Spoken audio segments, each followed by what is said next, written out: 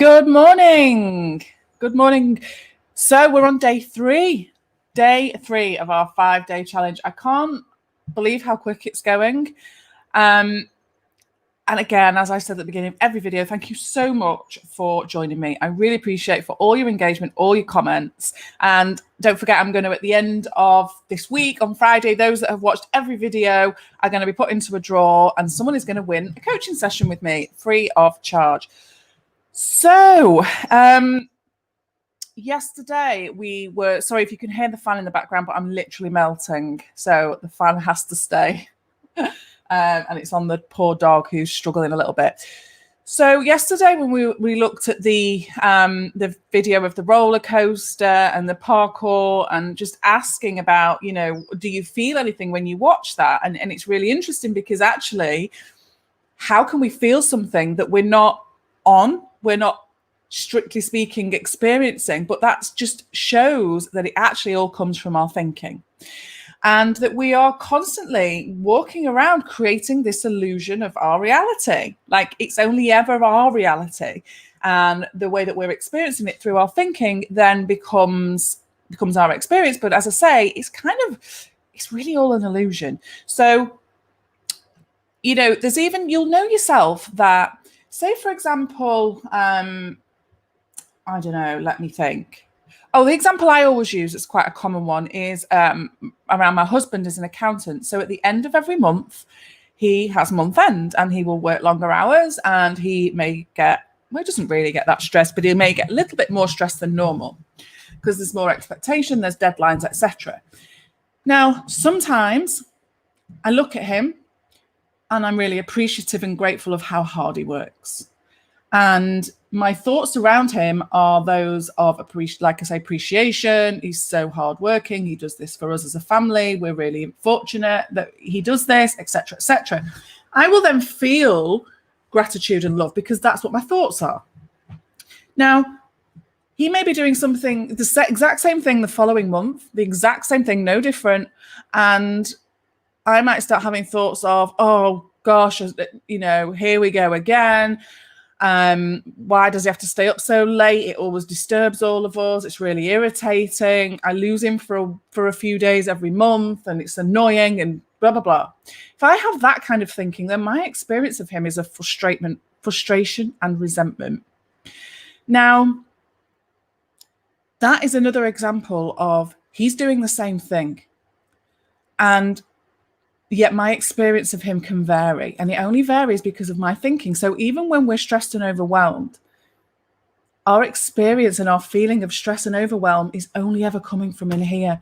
We cannot be made to feel a certain way from anything outside of us. Now, today I wanted to talk about control, because if you're suffering, if you're overwhelmed, if you're stressed, then the chances are you are trying to control things that you just cannot control. And the more we try and we fail because these things are uncontrollable, then we get frustrated and we continue trying and the cycle goes on. In actual fact, we can't really control very much at all. So as you know, and I've said many, many times now from this last few days, is our thoughts create our feelings and therefore our experience of life and our reality. And we can't control what thoughts pop into our head. We can't. But what we can do is we do have some say on how we respond to that and how we hold on to those thoughts. So, for example, as a parent, I might have a really random thought of like, you know, well, what if anything happens to my daughter? And that feels horrible. So I will have a feeling attached to that. And then there's two paths, really. Well, there's many paths, but there's two main paths I can then go down. I can then lie there, hold on to that thought and wonder all night about what would I do? How would I cope? How would I function? What would I do? What would life be like? And the more I try and explore and preempt what I might do in that situation, you know, I'm going to feel pretty terrible by the end of that. But now what I do, and it's again, I've created a new healthy habit in my thinking over time, is if I notice I have that thought, I instantly recognize it. And straight away I know. And in my head, I kind of say to myself, why on earth would you want to even think about that? and I just let it be. Now, sometimes the thought will come back because, again, we're not in control of it. But when I have the thought, I see it for what it is. It's a thought. It's not true. There's no truth in it. And so I don't have to give it any attention. And this gets easier over time as you kind of understand more and more about what thought does, how thought works. So other than right this very second now, I don't know what's going to happen 2 minutes from now, 5 minutes from now, 10 minutes from now. And so this idea of me trying to somehow be in control of that, you know, we get up in the morning, I have my diary and I look at it and I go, right, this is going to happen, that's going to happen. You know, I can kind of preempt, but I don't get too invested because ultimately it can all change because we're not in control of it. And things can happen, but again, how we respond to it is really important.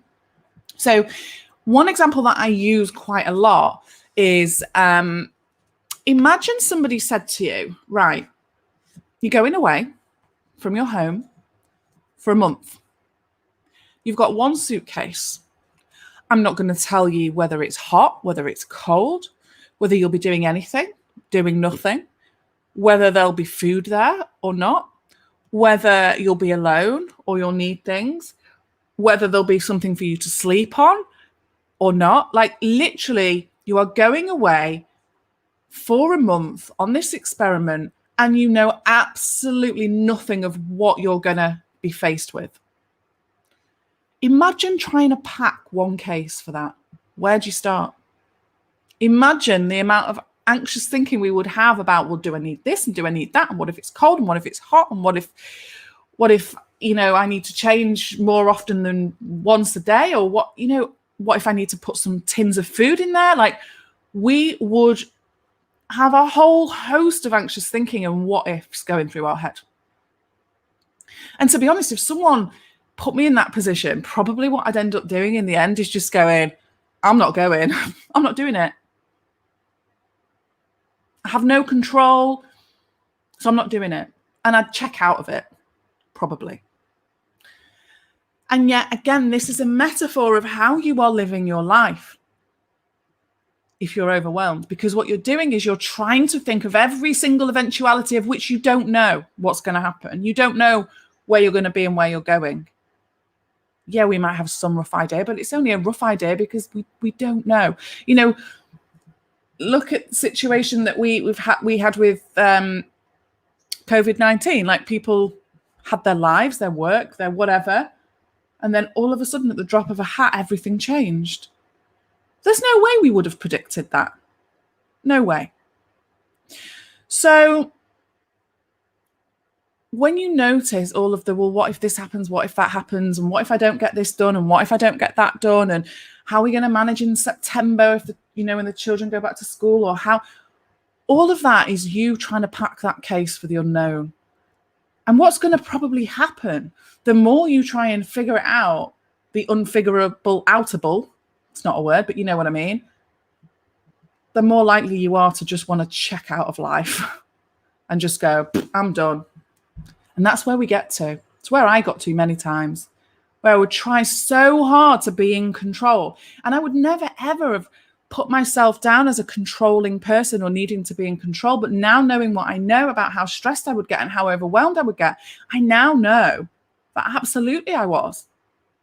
I was trying to control every aspect of my life because I wanted to know. I felt I needed to know to be okay. And so I spent most of my time worrying and going over all of the what ifs, all of the wondering, that was creating huge amounts of overwhelm. And it's interesting because, as I said yesterday, when the light goes off in that room, it will always come back on. And we don't need to be packing that case in order for it to come back on. We don't need to sit. People would say to me, oh, well, yeah, I'm going to sit in the comfy chair and just wait for the light to come on. But actually, I still feel really anxious sat in that chair. Well, that's because you're sat in the chair still trying to navigate how you're going to get out of there, when the light's going to come on. We need to surrender in that chair. We need to give in that chair and go, I don't know when it's going to come on. I have no control over that. So why would I try and control it? Because if you're trying to control it, it's just like you trying to pack that case for the unknown, and you're probably going to feel like checking out. And actually, what checking out feels like for a lot of people is severe anxiety, physical.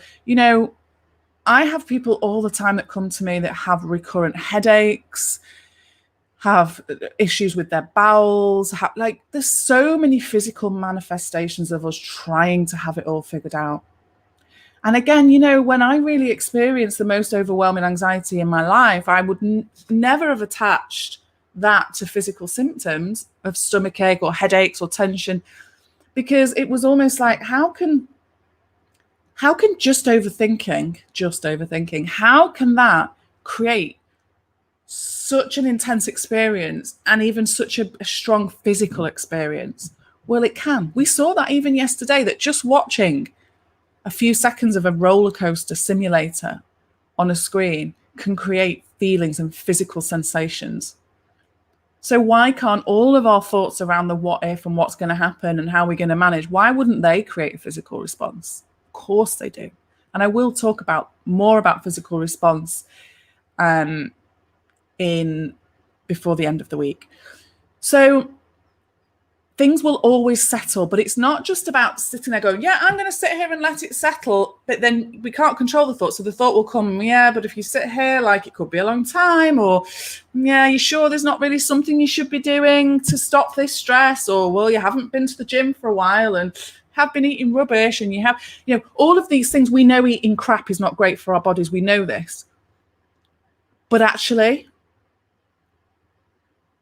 any form of anxiety, stress, and overwhelm, the biggest impact on all of that is our thought process and us trying to be in control of the uncontrollable. What I used to do when I was really anxious is I'd have moments where the light would come on, because it would always come on.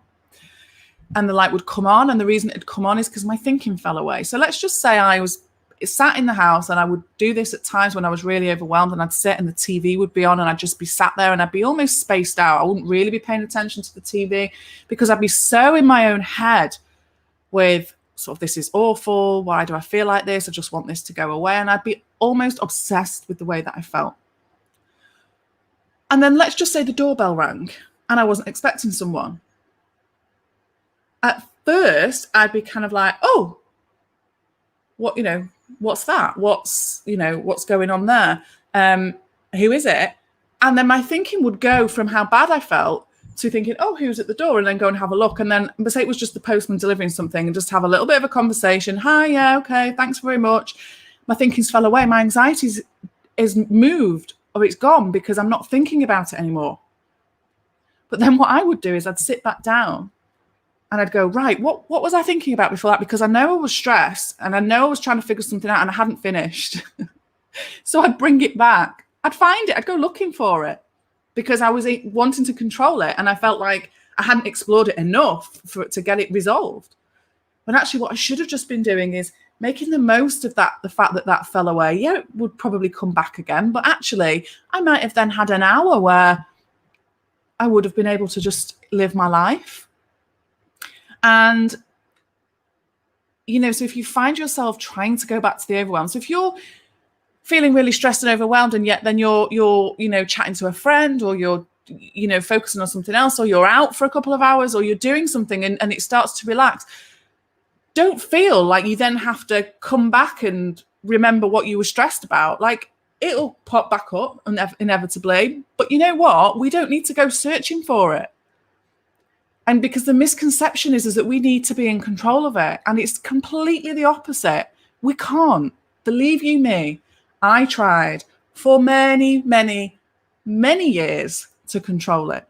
Control it myself, control it by going to lots of different types of therapy and things that would make me better and fix me. When actually, ironically, I just had to try a bit less hard, and I just had to accept what is and understand that that light will come on no matter how long it takes. Margaret, my light is coming on more and more lately. Amazing. So I can't see the name here. If someone say, I can't cope, I don't feel like my life is my own anymore. Okay, so it's really important that you reach out and you get support, because it can feel really overwhelming, but it's not something that I can broach and deal with here, because really this is just about, you know, us understanding more about overwhelm. So make sure you go and get support from somewhere. But yes, so what you might start to realize is, a bit like I did at one stage, that, you know, from the outside, I was the most laid back person ever. And yet inside, oh my word, I was a complete control freak, because I was scared that if I didn't keep on my toes with everything, and I mean everything, that something would happen and something would go wrong. And yet we can't control what's outside of us.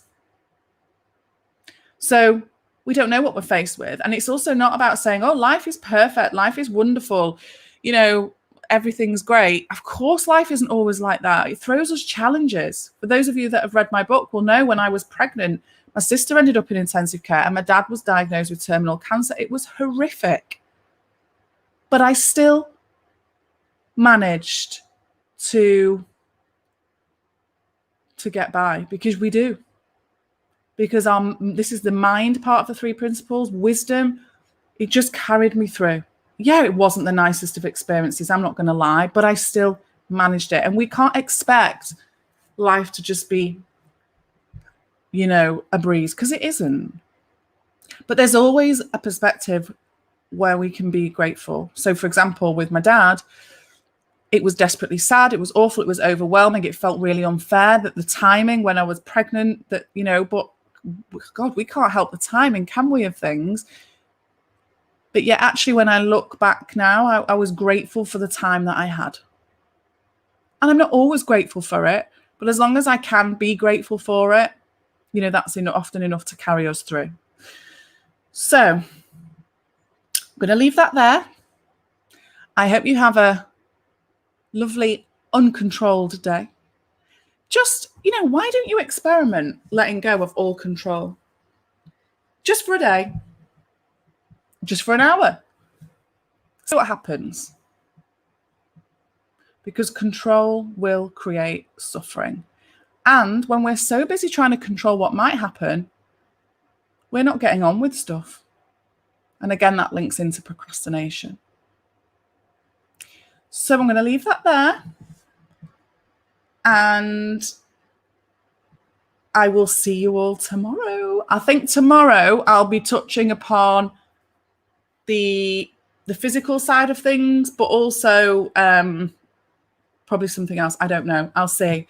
I just talk about what comes to mind to talk about, depending on what your comments are and depending on what just comes into my head when I wake up to talk about.